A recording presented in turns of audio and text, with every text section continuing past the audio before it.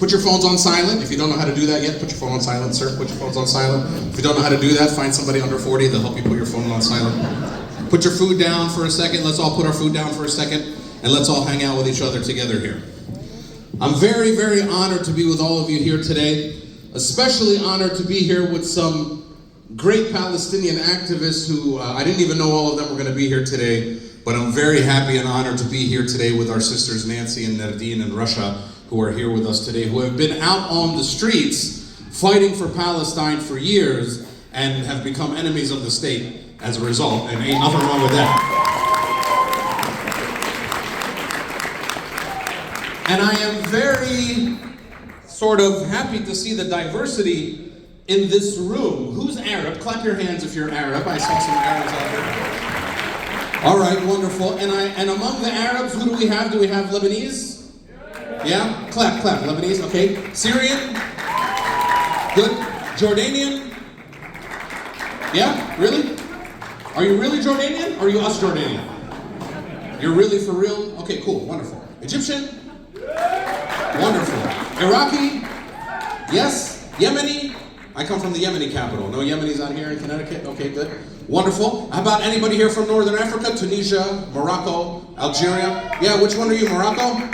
Okay, Dima Maghrib. All right, wonderful. Wonderful. Sudan, any of our Sudani brothers and sisters? All right, wonderful, great to see you. Anybody here from the Gulf? Anybody here from Saudi Arabia? Okay, let's talk about them. Oh, sorry.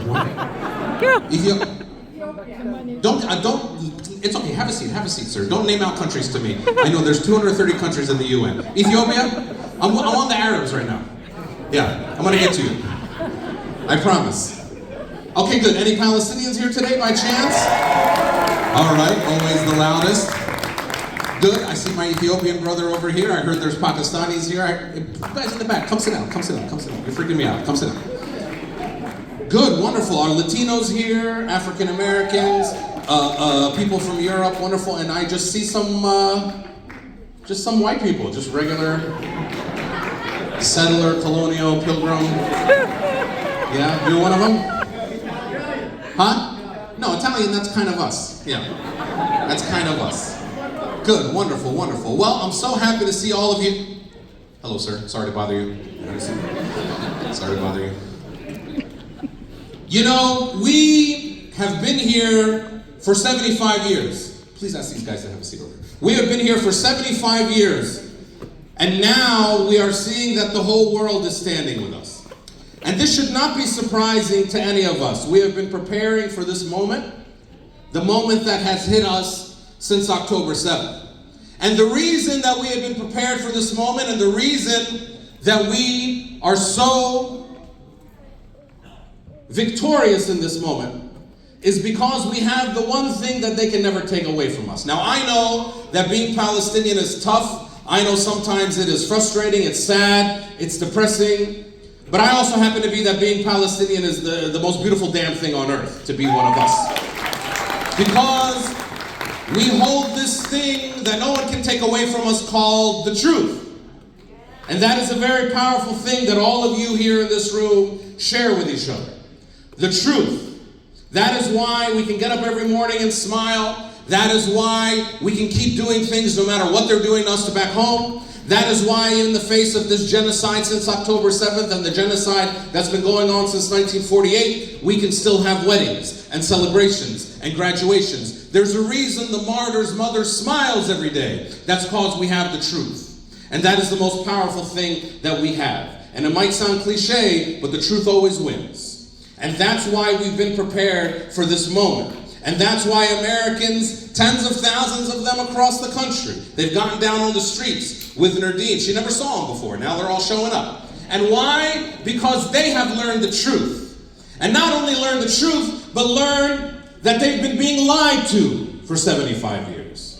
And now they're hearing the truth. And the truth puts them in the streets. By the way, I probably should have said something that they probably forgot to say before I got on stage, which is the opinions expressed by tonight's speaker do not necessarily reflect opinions of We Will Return or any 501c3, so that we don't all end up in Guantanamo Bay.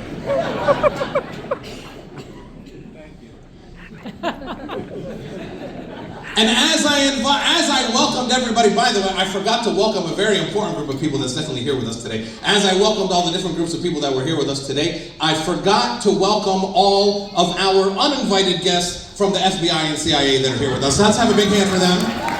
They are here. They don't look like the white people, they look like us. But they are here. Let's be clear. What's been going on since October 7th and since 1948 is an attack on all of us. By the way, I saw some of my young brothers and sisters come up here and say that they were half Palestinian or half Arab or something like that. Ain't no such thing as half Palestinian, let me tell you that.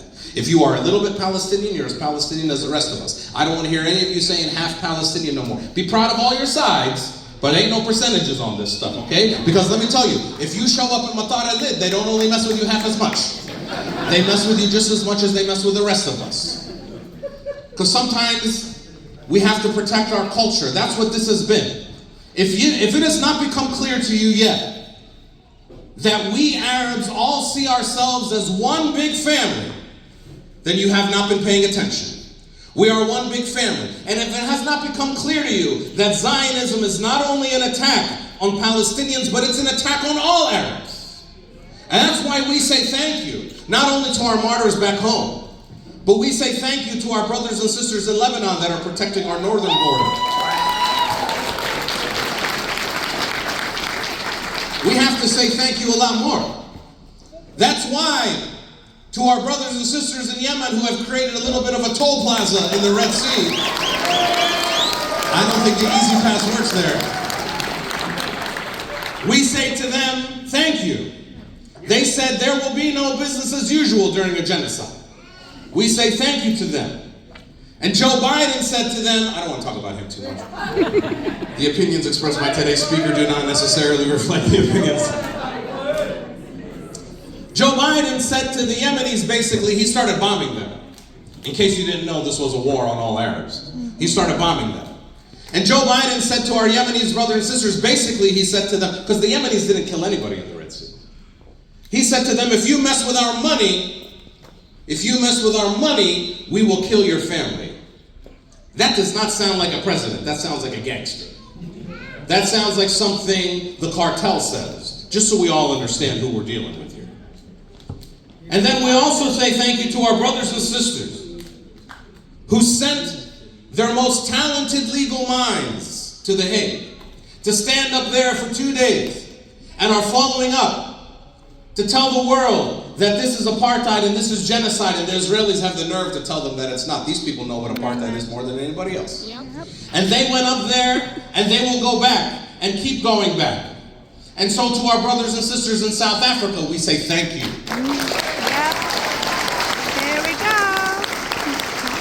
By the way, this stuff is not complicated. For all my non-Arabs or white people, where are the white people? They're just like, yeah? What's your name? What? Amen? Wait, they gave you an Arab name?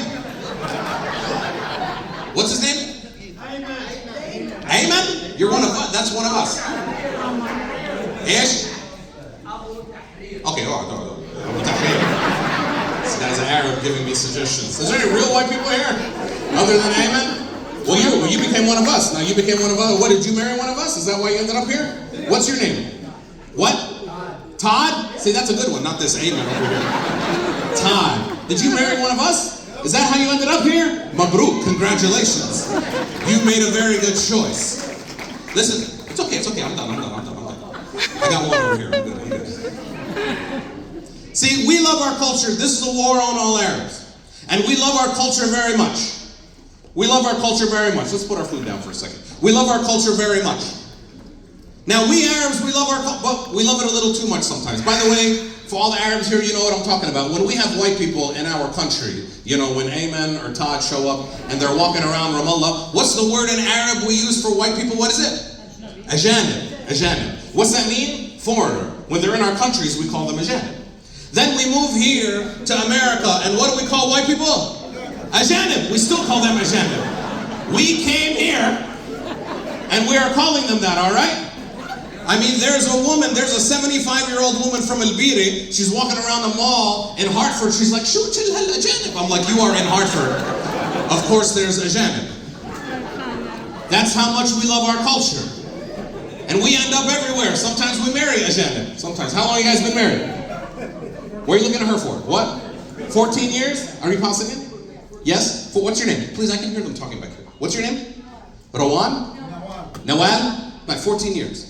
See, I don't know Todd and Noel, but I know a lot about them. A lot of people do in this place. Okay, they know you. That's fine. I don't know you. You become... I don't know them, but I know a lot about them. Because sometimes we marry a janib. But when we do not become more white, they become more Arab. That's what happens. Our culture is contagious. All right, Todd was living a regular white Italian-American life. Not much was going on. It was kind of boring. Then he ran into this brown Arab woman, and his life changed a lot. Her life didn't change that much. All of a sudden, he's dancing in circles. He's going to demonstrations. He's kissing men. His life changed a lot. Her life didn't change that much. Because I'm not ashamed to say it, the Arab culture is the most beautiful culture on planet Earth. We have the most beautiful culture on planet Earth. And I come to you all from Dearborn, Michigan. I don't know if you've heard of Dearborn, Michigan. It is the capital of Arab America. It is what the Wall Street Journal just recently called the jihad capital of America. By the way, that's kind of true. I work in politics and I looked up the records and we have 65 voters named jihad in the city of Dearborn. So I don't know anywhere else that has more jihads than us. It's the most beautiful name on earth. And we just elected our first Arab mayor 3 years ago in the city of Dearborn, Michigan. We're very proud of that. He's made a lot of changes. He's a progressive. He's made some other Arab changes too that not everybody understands very much. Like the city council meeting used to start at 7:30 on Tuesday. Now it starts 7:30, 7:45, 8 o'clock, maybe Wednesday. Ramadan is now 2 months in the city of Dearborn. It's so beautiful, our culture. And our history that we have to protect. I always tell white people, Todd, I always tell white people that I am Palestinian like Jesus. Because he's one of us, right? Right? We should use him a lot more. He's very famous. He's the most famous man in the history of the world.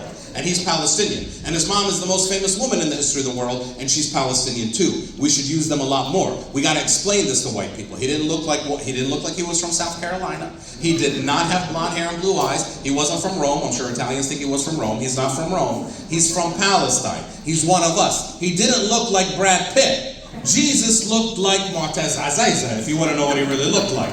He looked like one of us. That's what we have to keep. See, this is the world that we live in here in America.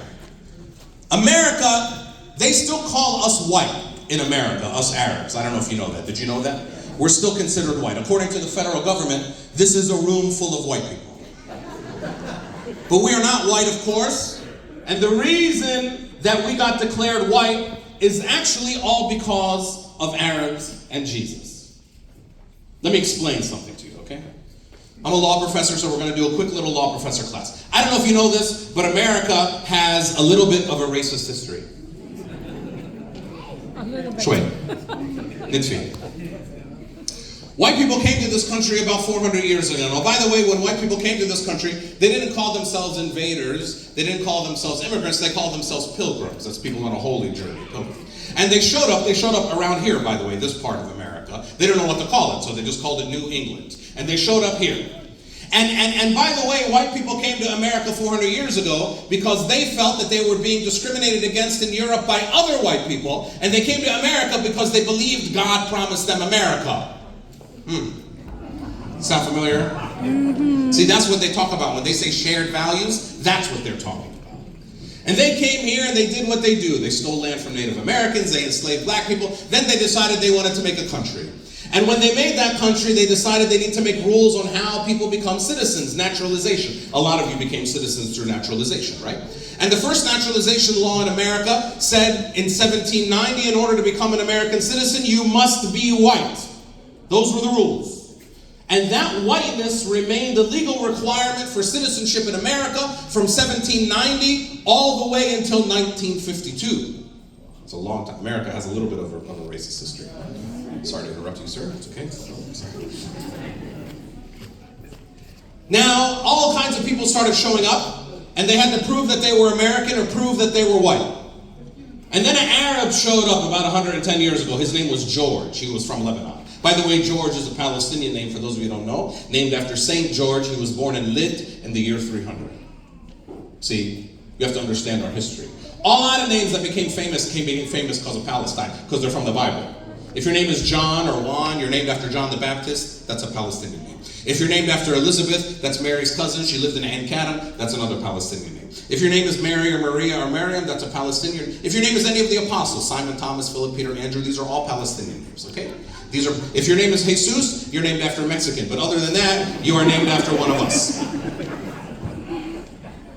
And George came to America from Lebanon when he was a teenager, and then he grew up there and he became a cop. One day he arrested the son of a very prominent white guy, and that white guy knew that George was an Arab, and he took George to the immigration office and he said, hey, this guy shouldn't have been able to arrest my son because he's an Arab and they're not white, so he should have never become a citizen. And the immigration people asked George, where are you from? He said, I'm from California. They said, no, where are you from? Because that's what white people say when they want to find out where you're really from. And he said, oh, I'm from Lebanon. And they said, oh no, that's where all the Muslims and the Mohammedans, that's what they called them back then, the Mohammedans are from. And they took away George's citizenship from him. But George was an Arab. Have you ever met an Arab? They're never happy with the first answer. They always need to talk to the manager. So George talked to the judge. And now you have to imagine, it's 1910, and this Lebanese guy stands in front of this judge in California, and the judge says to him, okay, George, tell us why we should let you into America, why you should get citizenship, why you're white. And George stood up, you have to imagine, this Arab guy in California 100 years ago, and he looked at this white judge, and he said, Judge? He said, Judge, Mr. Judge. George said, I am from where Jesus is from. And if you say that I am not white, then you are saying Jesus is not white. This is an amazing Arab legal argument. And this white judge looked at George and he said, Amen. And that's the first evidence we have of an Arab being declared white in America for the purposes of citizenship that made all of you white today, all because this white judge wanted Jesus to be white. You see how bad they're trying to take Jesus away from us? They're trying to take Jesus. They want Jesus so bad, they made everybody from Morocco to Iraq white just so they could have Jesus. They want Jesus so bad, they made Saddam Hussein and Osama bin Laden white just so they could have Jesus. But we're not white, we're different, we deserve our own box. White people seem okay, it's fine, it seems like a great thing to be, but we're just not. We're different. We buy houses different. Well, we buy houses different than white people. White people buy a house, they ask very logical questions. Is the neighborhood safe? Are the schools good? Is the taxes low? Not us. We're different, we're very simple. Yeah, I like the house, very beautiful. How far is Costco? We have different standards. And I know we're not white because we have to keep talking about our culture and keep talking about Palestine. He gets on the news and he says that he saw beheaded babies when he did it. He gets on the news and he says that he doesn't believe the numbers coming out of Gaza, says we're lying about dying. Then he sends people to the UN to raise their hand 3 times to veto a ceasefire. He puts out a 100-day commemoration of October 7th, talks about Israeli lives, not one word about us. That is the world that we live in. That's why we keep talking about this stuff all the time. See, let me tell you my Palestinian story. My Palestinian story works like this. My parents are both Palestinian refugees. My dad's name is George. He was born in Jaffa over there in March of 1948. He was born in Jaffa because his mother George was born in Jaffa before him. Now, when he was 1 month old, they were ethnically cleansed. By the way, people, when you talk about Palestine, especially young people, don't say we left or we fled or we were expelled. These words are too nice. When you get kicked out because you're the wrong race or religion, we have a name for that. It's called ethnic cleansing. And there's no shame in telling the truth about who we are, okay? The truth is that. By the way, we're the most successful ethnically cleansed people on planet Earth. Ain't no shame in that, all right? If you find a Palestinian, they don't just work in the garage. They're not just a mechanic there. They own the garage. They don't just work in the hospital. They're the chief of staff of the hospital. And people ask me, why are Palestinians so successful? I tell them it's very simple. We don't have plan B. We cannot mess up and go back to our country. It doesn't work like that for us. And we work very hard and we never go on vacation. And people say to me, why don't Palestinians go on vacation? I tell them it's very simple. We don't like to leave our house for more than 2 or 3 days. We remember what happened last time we did that. That's why the people of Gaza are not going anywhere. See, they thought we would have been lined up begging to get out, but they are not going anywhere. They are staying in their lands. See, and my dad, he ended up, him and Abu George and George, they were kicked out in 1948, and they ended up in a refugee neighborhood in Amman called Al-Hashim Al-Shamali. And he ended up there. And he went to a UN school. My dad is an UNRWA kid. He went to a UN school, this UNRWA, that they are attacking so terribly all the time, and so falsely. My dad went there to those blue schools. He had to work very hard. He did work very hard. Just so that he could go to college, he had to finish first in high school, and he did. And just so that he could go from college to a master's program, he had to finish first in college, and he did. And just so that he could go from a master's program to a PhD program, he had to finish first in his master's program, and he did. And then he came to America, and he worked for a big company for 35 years. And he had a big house and nice cars, and he put all his kids through college. My dad has a PhD in chemistry. He has 41 patents from the United States government. See, that's what we Palestinians do, no matter where we go. No matter where we go, we come from nothing to everything.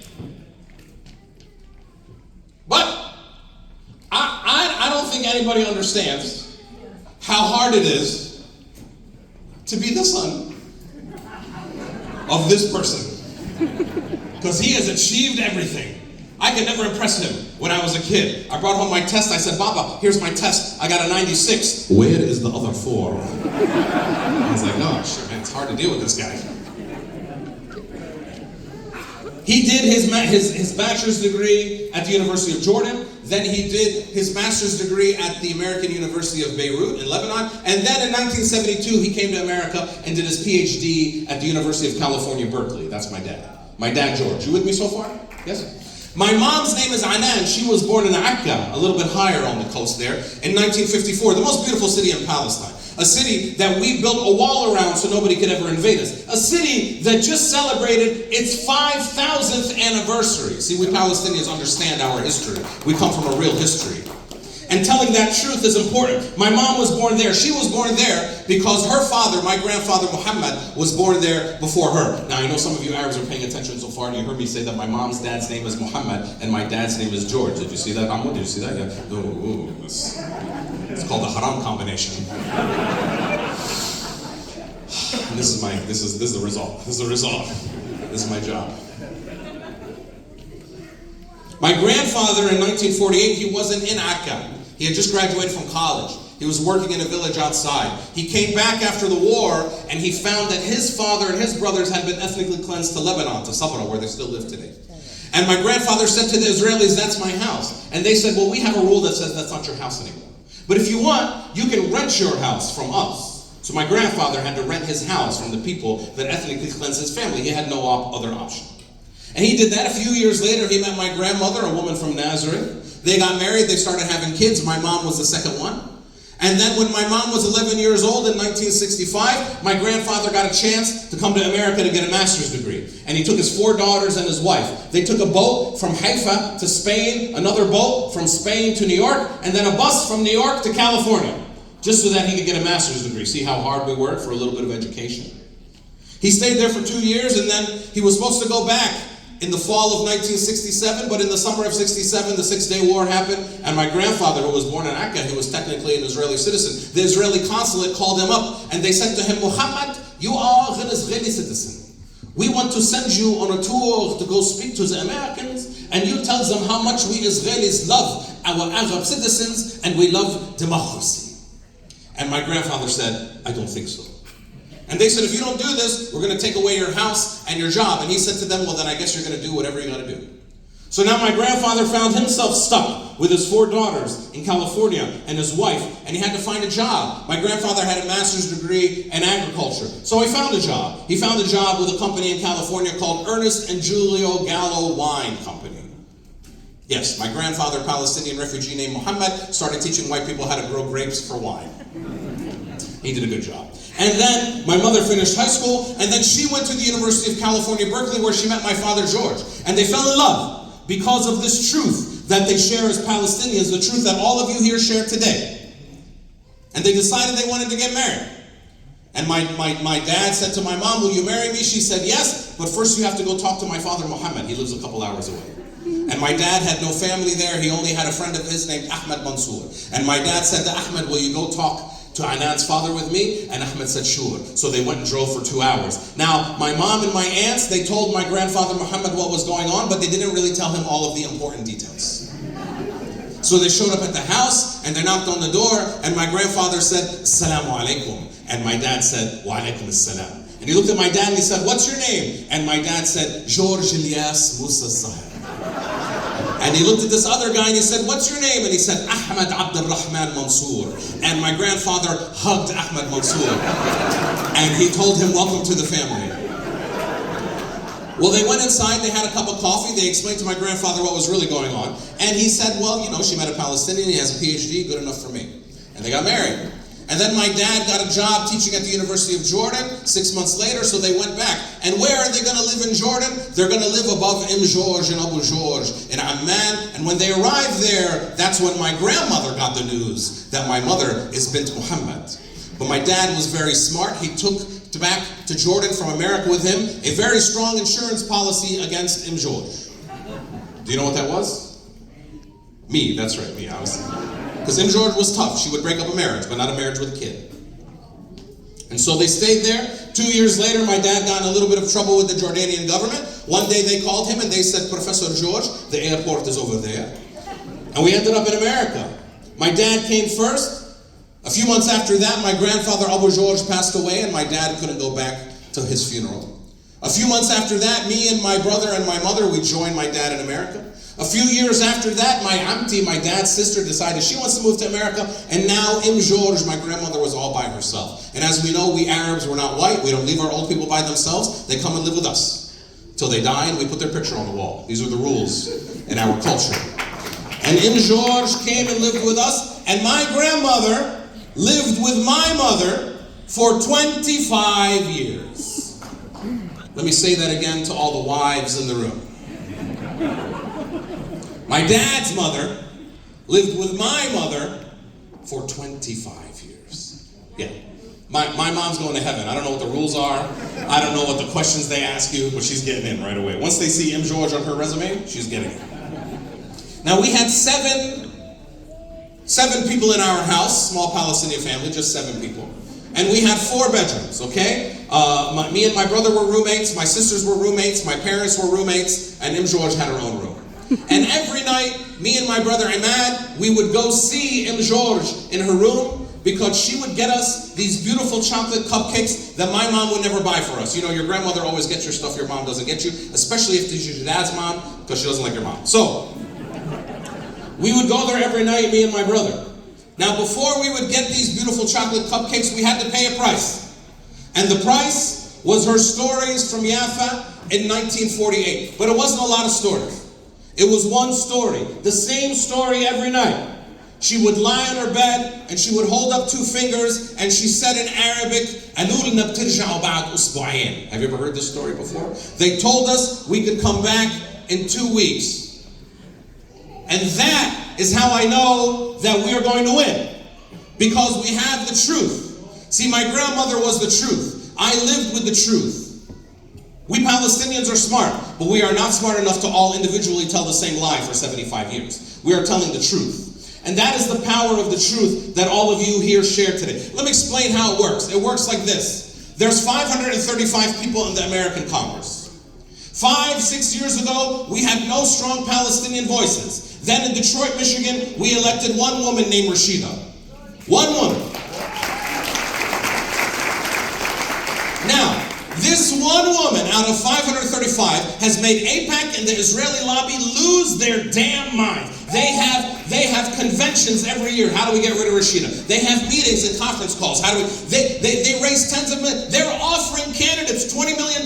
Please run against Rashida. Over one woman out of 535. Now, if you are strong and secure and you believe in yourself, you don't care about one woman out of 535. You only care about one out of 535 if you are weak and fragile and insecure, because you know that one woman telling the truth can bring everything crashing down. That is the power of the truth that all of us share here today.